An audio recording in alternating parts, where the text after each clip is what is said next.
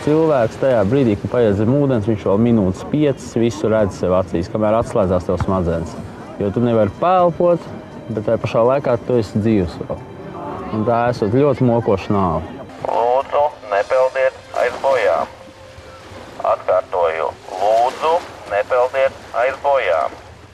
Pēters par glābēju strādā 10 gadus. Viņš redzējis simtiem bīstamu situāciju, ar tām arī traģiski.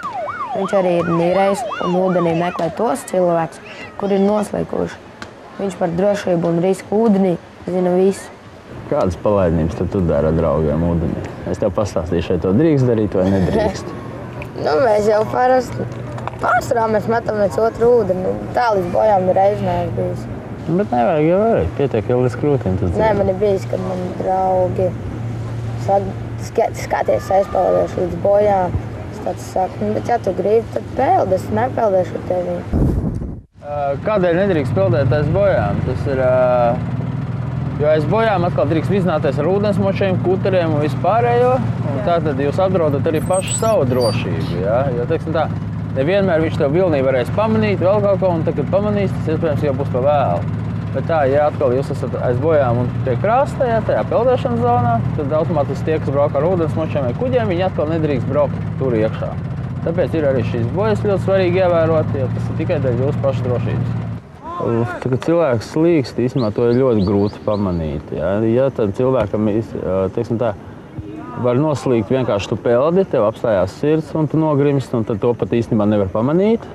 Otrs, kas varētu būt biežāk, ja ir tas, ka cilvēkam tur sarauj krāmpis, viņš sāk piesaistīt apkārtējo uzmanību. Savu 18. dzimšanas dienu Denis sagaidīja slimnīcā, nekustīgs. Draugi pazuda. Kopš tā viena leiciena upē.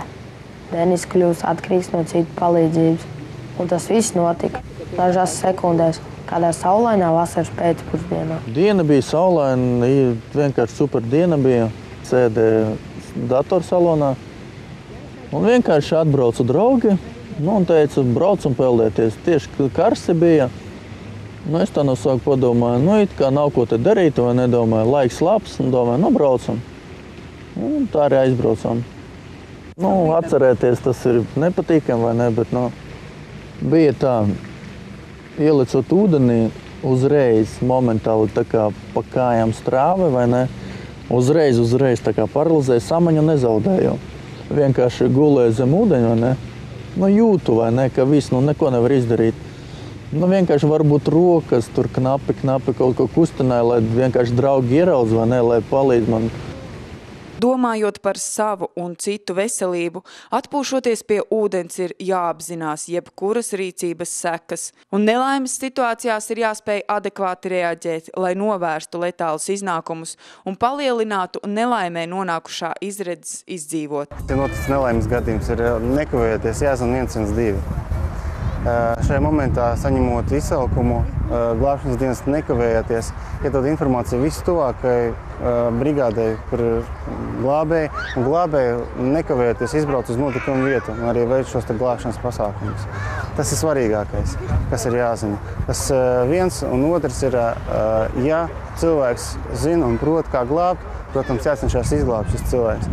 Bet, ja cilvēki nezina, ko darīt, tad jāparūpējās arī par savu drošību, jo, ja slīkst viens cilvēks, ja cilvēks, kurš iet viņu glābt, ir nekvalificēts, viņš nezina, ko darīt, var notikties nelaimes gadījums arī ar to, kas glāb. Sirsnīgi pateicamies par atbalstu filmas pārraidē. Sijā Pils aptieka, Sijā Latvija Timber International, Sijā KMK projekts, Sijā firma L4, Sijā Norma S un Sijā Orions.